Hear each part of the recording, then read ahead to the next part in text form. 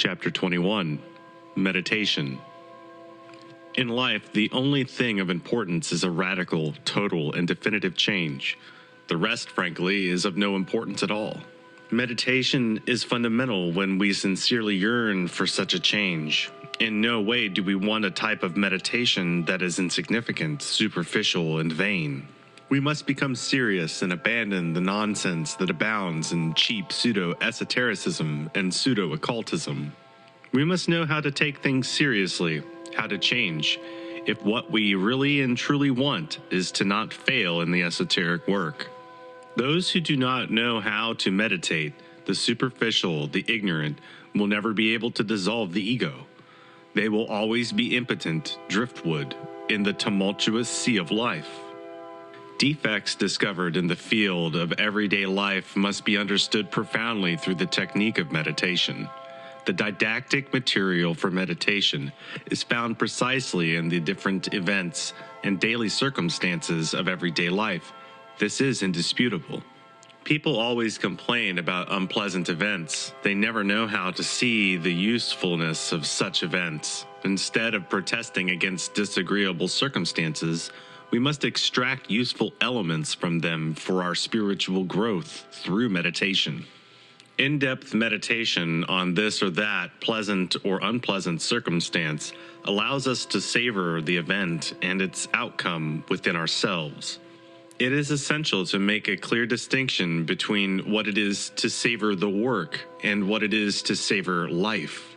In any case, to savor the work within ourselves requires a total inversion of the attitude with which we normally take on the circumstances of existence. No one could savor the work while making the mistake of identifying with various events. Certainly, identification impedes the proper psychological appreciation of events. When someone becomes identified with this or that event, he will never be able to extract from those events the elements useful for self-discovery and inner growth of the consciousness. The esoteric worker who reverts to identification after having let down his guard returns to savoring life instead of savoring the work. This indicates that the previously inverted psychological attitude has returned to its state of identification. Any unpleasant circumstance must be reconstructed through the conscious imagination by means of the techniques of meditation.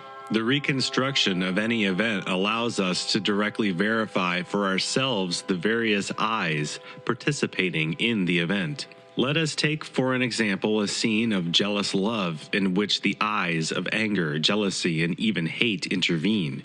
Understanding each of these selves, each of these factors, actually involves profound reflection, concentration, and meditation.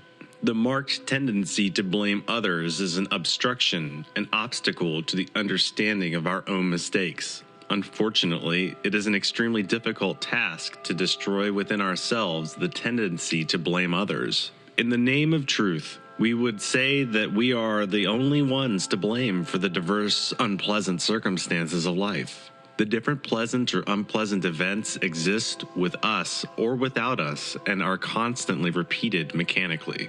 Based on this principle, no problem can have a final solution.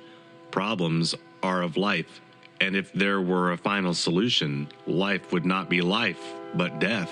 And so there can be a modification of the circumstances and problems, but they will never stop being repeated, and there will never be a final solution. Life is a wheel turning mechanically with ever-recurring pleasant and unpleasant circumstances. We cannot halt the wheel. Good and bad circumstances always proceed mechanically. We can only change our attitude towards life's events. As we learn to extract material for meditation from the various circumstances of existence, we will progress in our self-discovery. Found in any pleasant or unpleasant circumstances are diverse I's which must be wholly understood with the technique of meditation. This means that any group of selves which takes part in this or that drama, comedy, or tragedy of everyday life, after having been totally understood, must be eliminated through the power of the Divine Mother Kundalini. As we make use of the sense of psychological observation, it will also develop marvelously. Then we will be able to perceive the eyes during the work of meditation. It is interesting to perceive the eyes internally, not only before they have been worked upon, but also throughout the duration of the work. When these selves have been beheaded and disintegrated, we feel great relief and immense happiness. Chapter 22, Return and Recurrence. A human being is what his life is. If a human being does not work on his own life, he is wasting his time pitifully. Only by eliminating the undesirable elements which we carry within us can we make a masterpiece of our life. Death is the return to the beginning of life with the possibility of repeating it anew in the setting of another existence. The various types of pseudo-esoteric and pseudo-occultist schools maintain the eternal theory of successive lives. Such a concept is mistaken. Life is a film. Once the showing is over, we rewind the film on its reel and take it to eternity. Re-entry exists, return exists. When we come back to this world, we project the same film, the same life on the screen of existence. We can establish the thesis of successive existences, but not of successive lives, because the film is the same. Human beings have 3% free essence, and the other 97% is imprisoned within the eyes. On return, the 3% of free essence totally impregnates the fertilized ovum. Thus, unquestionably, we continue on in the seeds of our descendants. Personality is different. There is no future for the personality of the deceased. It slowly dissolves in the mausoleum or cemetery. In the newborn baby, only the small percentage of liberated essence is reincorporated. This gives the child self-awareness and inner beauty. The diverse selves, having returned, revolve around the newborn child, freely coming and going everywhere. They would like to enter the organic machine. However, this is not possible until a new personality has been created.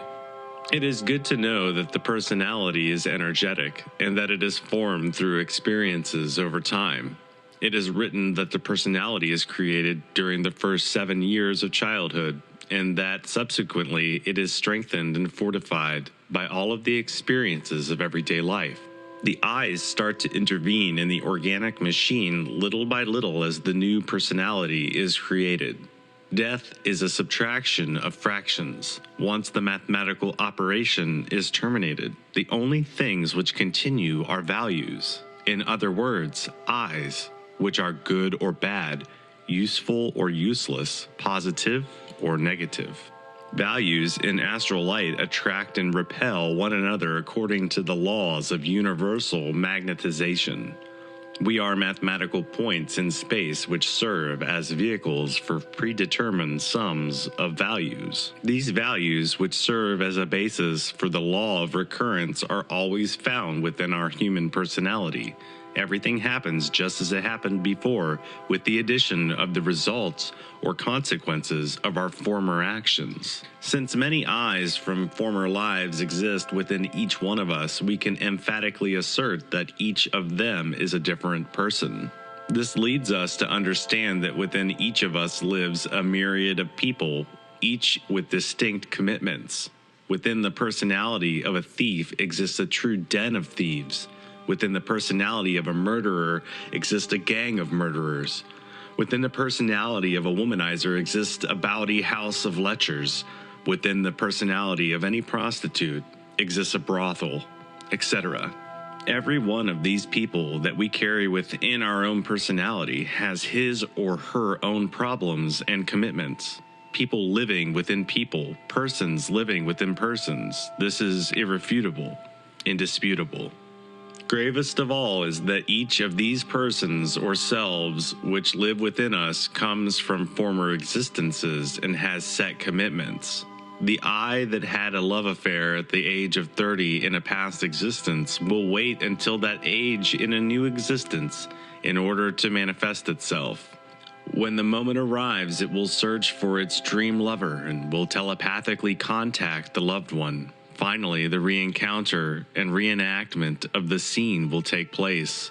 The I that at the age of 40 was involved in litigation over property will wait in a new existence until that age in order to repeat the same course of action. The I that at the age of 25 fought another man in a bar or pub will wait until that age in a new existence in order to seek out his adversary and repeat the tragedy. The eyes of one subject seek out those of another through telepathy, then reunite to mechanically repeat the same things. This is actually the mechanism of the law of recurrence. This is the tragedy of life. Over millions of years, diverse characters reunite to relive the same dramas, comedies, and tragedies. A human person is no more than a machine at the service of those selves with so many commitments. Worst of all, the commitments of these people within us are fulfilled without our prior knowledge or understanding. In this sense, our human personality resembles a carriage being dragged along by many horses. There are lives of the most precise repetition, existences which recur without any modification. Life's comedies, dramas, and tragedies could never be repeated on the screen of existence if there were no actors. The player in all of these scenes are the selves we carry within and which come from past existences. If we disintegrate the eyes of anger, the tragic scenes of violence will inevitably come to an end. If we reduce the secret agents of greed to cosmic dust, problems stemming from them will stop completely. If we annihilate the eyes of lust, scenes of prostitution and sexual perversion will end. If we reduce the hidden characters of envy to ashes, related events will radically terminate. If we slay the eyes of pride, vanity, conceit, and self-importance, the ridiculous scenes arising from these defects will draw to a close due to lack of actors. If we eliminate the factors of laziness, inertia, and negligence from our psyche, the horrifying scenes brought about by these types of defects will not be able to be repeated due to an absence of actors.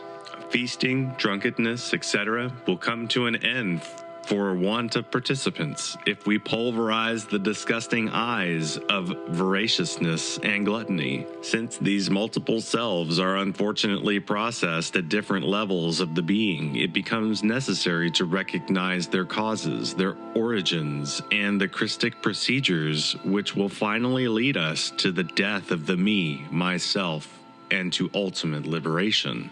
The study of the intimate Christ, the study of Christic esotericism, is fundamental when we attempt to provoke a radical and definitive change within ourselves. This is what we will study in the following chapters.